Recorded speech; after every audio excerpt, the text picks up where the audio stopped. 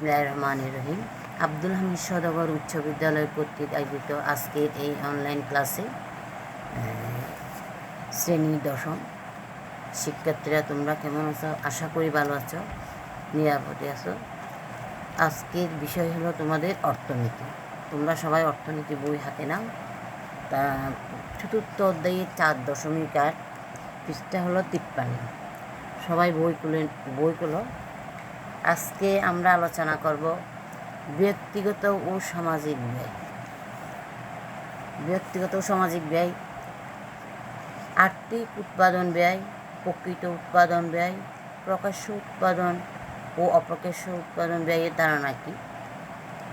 আজকে এইবার আমরা ব্যক্তিগত ব্যয় ও সামাজিক ব্যয় সম্পর্কে জানব, কিন্তু এটা জানার আগে আমরা আর্থিক উৎপাদন ব্যয়, প্রকৃত উৎপাদন ব্যয় সম্পর্কে আমরা একটু জানি নিই।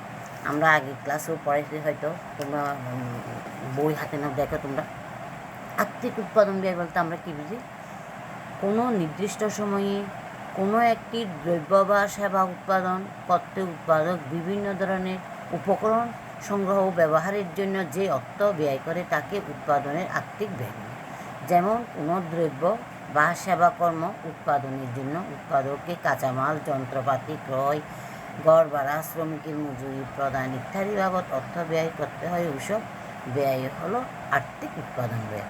মানে এটা নিজে যা খরচ করবো তাকে নিজেই খরচ করলে ওগুলাকে আর্থিক ব্যয় বলা হয়। এখন আমরা প্রকৃত ব্যয় কী? প্রকৃত ব্যয় হলো প্রকৃত উৎপাদন ব্যয় একটি মানবিক ধারণা যা টাকার অঙ্কের পরিমাপ করা যায় না।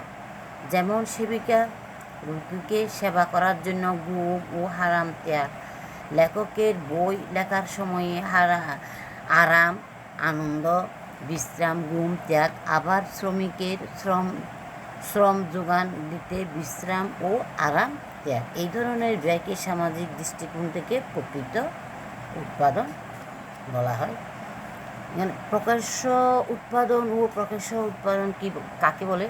দেখো, প্রকাশ্য উৎপাদন বলতে আমরা কী বুঝি? দেখো, কোনো উৎপাদনী প্রতিষ্ঠানের ভাড়া, উপকরণ ক্রয়ের জন্য দৃশ্যমান যে ব্যয় হয় তাকে আমরা সমষ্টিকে প্রকাশ্য ব্যয় বলে।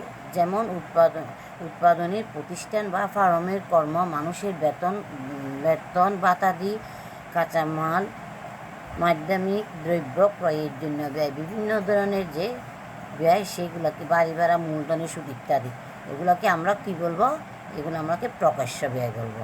এগুলো আমি দৃশ্যমান, এটা মানুষ দেখার মতো। দেখো, অপ্রকাশ্য ব্যয় বলতে উদ্যোক্তা নিজের শ্রমের মূল্য বা অন্য ব্যয়ে স্বনির্জিত সম্পদের ক্রস, যেমন নিজের বাড়ি, ব্যবসা প্রতিষ্ঠান, কারখানা স্থাপন, অফিস বানানো ইত্যাদি, এটা প্রকাশ। মানে যেগুলো আমরা নিজেদের অপ্রকাশ্য, মানে আমি নিজে যেগুলো আমার বাসার নিচে, মনে করো আমি একটা প্রতিষ্ঠান করবো, কারখানা করবো, সেগুলো এটা নিজের। এইবার আমরা ব্যক্তিগত ব্যয়, সামাজিক ব্যয় সম্পর্কে জানব। দেখো, এখানে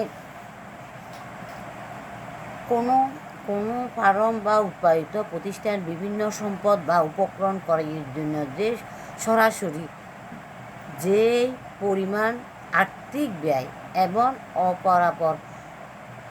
অপ্রকাশ্য ব্যয় করে তাদেরকে সমষ্টিকে ব্যক্তিগত ব্যয় বলে।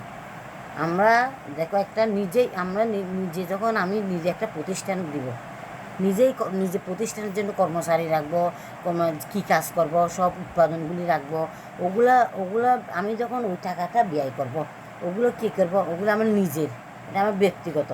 আমি এটাকে কী করবো? অপ্রকাশ্য ব্যয় করলে ওই সমষ্টিকে কী বলে? নিজের ব্যক্তিগত কয়। এক কথায় উৎপাদনের সাথে জড়িত ব্যক্তি সব ধরনের প্রকাশ্য ও অপ্রকাশ্য ব্যয়ের যোগফল হচ্ছে ব্যক্তিগত। এটা দুইটা মিলে, প্রকাশ্য এবং অপ্রকাশ্য মিলে মানে ব্যক্তি খরচ করতেছে, নিজেই খরচ করতেছে, এটার যোগফল হলো কি? ব্যক্তিগত। উৎপাদন বা ভোগ করতে গেলে উৎপাদন বা ভোগ প্রক্রিয়া বাইরের সমাজে নানান ব্যক্তির অনেক সময় অপ্রত্যক্ষভাবে ক্ষতিগ্রস্ত হন। অপ্রত্যক্ষভাবে ক্ষতিগ্রস্ত হন, অপ্রত্যক্ষ হলো না দেখা। মানে ওটা হলো না দেখা, ক্ষতিগ্রস্ত হয়েছে।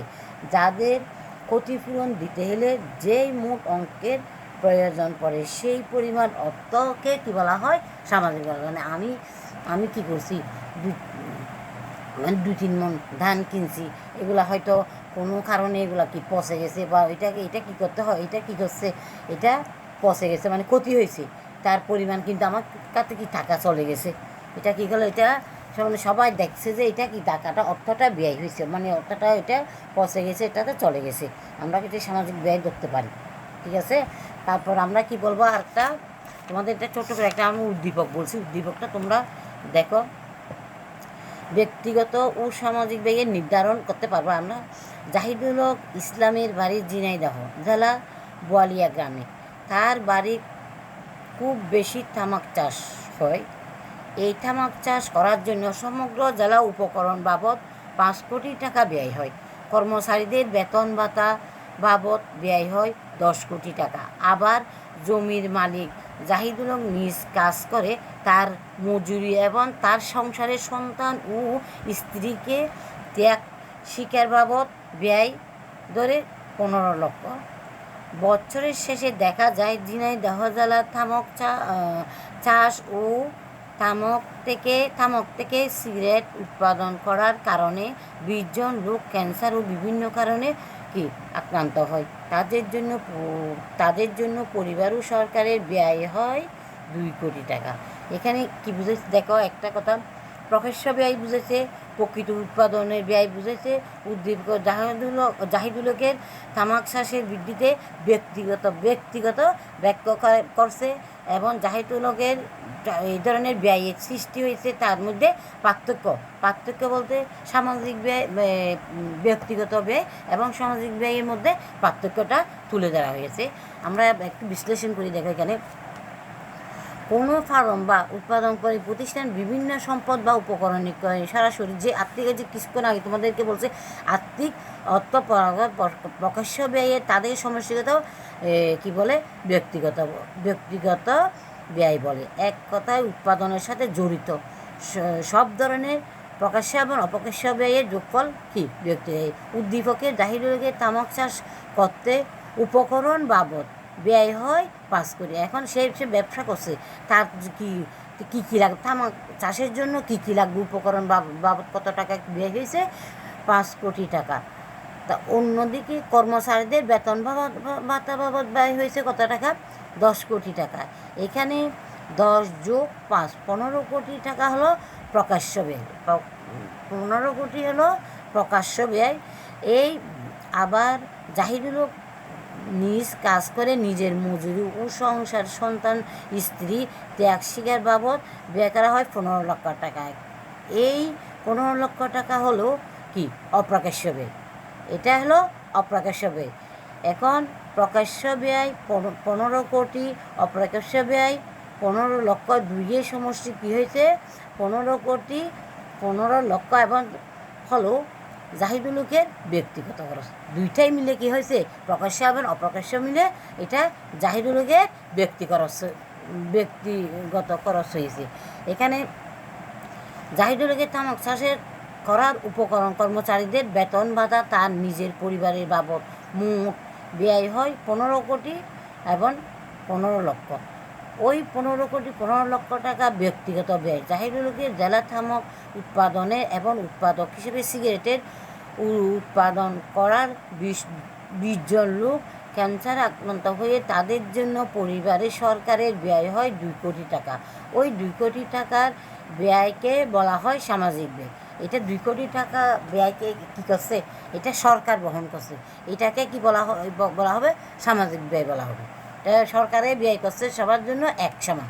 এখানে ব্যক্তিগত এবং সামাজিক ব্যয়ের মধ্যে আমরা পার্থক্যটা দেখো, এখানে কি আছে, উৎপাদনের সাথে জড়িত সব ধরনের প্রকাশ্য ও অপ্রকাশ্য ব্যয়ের সমষ্টি ব্যক্তিগত ব্যয় বলা হয়।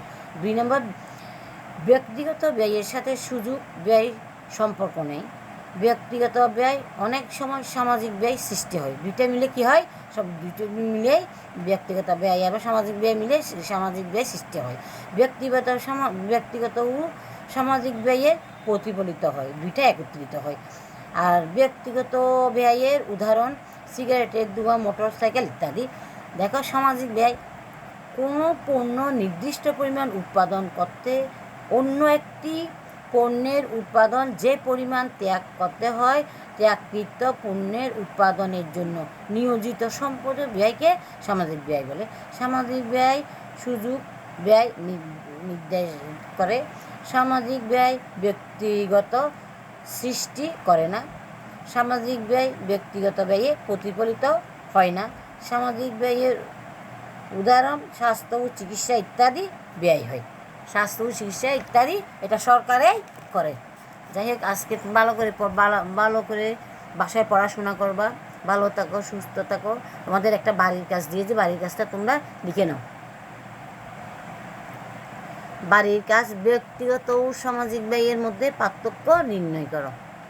ধন্যবাদ সবাই।